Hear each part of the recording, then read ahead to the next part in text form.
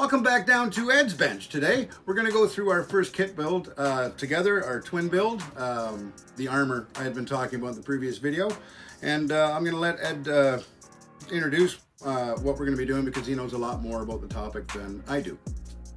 The piece that I selected is a British Sherman Firefly, in part because that's a tank that Jeff actually says he likes. True. So I figured, why not do something he likes and maybe get the interest level there to get him to actually build something outside of his comfort zone.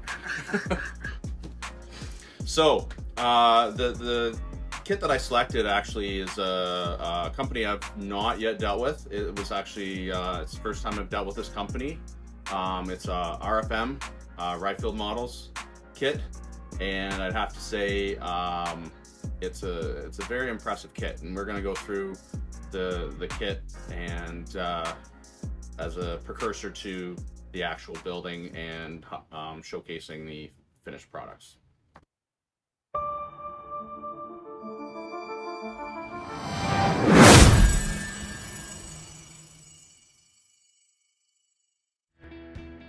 Okay, so the Ryefield Sherman Firefly. So one of the things I was really impressed with was the kit was actually packaged with bubble wrap in there to protect the parts inside, keep them from banging around, getting all scratched up and dirtied up and everything else. Nice instructions, full color in parts of it. So it's really nice to sort of see how this kit goes together. Various options and so on.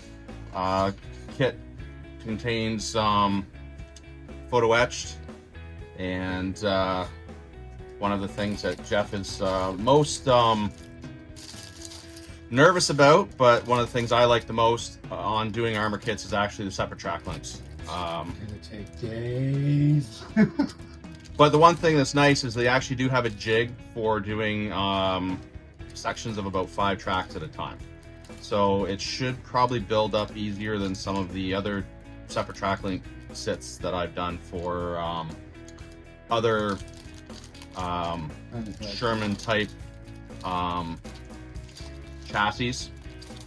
So there's that. The sprues are just phenomenal. They look really clean. They're really clean. There's very little mold lines. Not going to take a whole lot of cleaning up. Mm-hmm. Looks like we got a couple running gear options as far as different drive sprockets. Oh, really sharp detail on it too. Yeah, they do. And one of the things that I'm excited about when I researched this kit is it actually has basically a working suspension. So when we get deeper into the box here, we'll probably find more parts to go along with there. Some of the turret detail pieces, once again, really well done. Mm-hmm. I mean, even the lower, even though this isn't an interior detail kit, I mean the lower piece of the turret has the ring gear on there. These small parts, there's not a stitch of flashing on any of those, and they're so small. Yeah, that's incredible. Yeah, it's nice, super detailed parts. The hull and the turret have some really good if I can get this out of here so you can see better, really good detailing as far as the turret and the hull casting. It is super detailed. I don't know if you can see any of that, but they've done a really good job. It looks like it's been cast. Yes. Wow. So that's going to be really nice in the painting stage when we get to dry brushing and or any other weathering. Yeah. Cool. Same thing on the front hull. We've got that same texture. texture detail. Huh. Once again, more little pieces. Looks like some spare track links for on the hull, and I'm thinking that's some of the exhaust, fuel tank covers, the toe eyelets, everything else. Some really, really fine detail there. Yeah, one of them is going to get turned into a rocket off my tweezers, I guarantee it. More accessory pieces. You got all your Oh, detail. your jerry cans you can add to it, machine guns, everything else. And I'm guessing some of these parts, there is a interior detail kit for a different version of the Sherman, and I'm guessing this is probably a shared sprue where some of these pieces probably go on the inside, like the crew, the little machine guns that they'd have for if they had to get out. Once again, the detail is just phenomenal, and like mold lines and flash is basically non-existent. I haven't seen any, I don't know about mold lines, but I haven't seen any flash on these parts whatsoever. Side skirt pieces, which of course for most Shermans would be pretty much optional, because once they got these things out in the field, they pretty much got tore off, beat up, everything else. Plus, usually collected a lot of mud and debris, so usually once they got in the field, these things ended up removed. Yeah. So some of the more of the turret pieces, looks like the barrel's actually one piece plastic. And there's almost no discernible mold line in that, which, you know, in a lot of armor kits, they're usually two-piece barrels, so once you glue them together and sand the seam out, they're out of round. Really nice to see that. A couple different muzzle brake options, probably depending on which model you build up when we look through the instructions there. Once again, the mantlet shielding it's got that textured, cast textured texture to it, which once again really nice.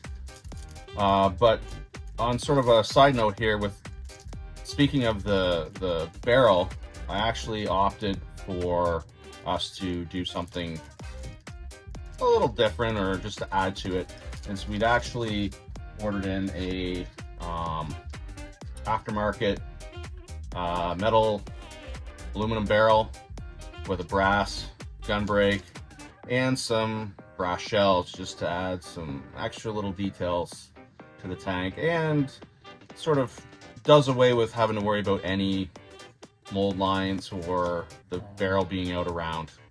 So, and doing a multimedia kit is always more interesting. It always keeps the level of interest up, because you got more Special parts. Yeah, special parts. Have you seen my wiener? And then we got the hull here. The hull's not the usual tub style that you're used to on a lot of the Tamiya and Dragon kits and so on. It's a multi-piece kit. You've got to build the tub up in that, and I'm assuming part of it's for the extra detail, part of it's probably shared parts with the interior detail Sherman kit.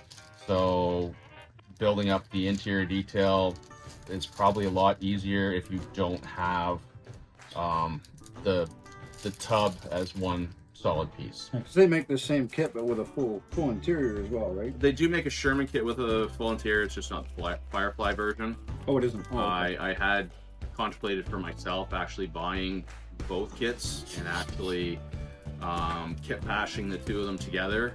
I just wasn't sure whether the interior parts for the turret would necessarily fit the Firefly version, so I decided to not do that. That's cool. And now we got bottom here, we've got quite a bit of photo etch parts here. Detailing for screens, light covers, everything else. Should add some really nice detail, but it's gonna be, like all photo etch, a little bit of finessing the parts to the shape. The one thing I did notice, the front light bush covers, they're actually, the kit actually has a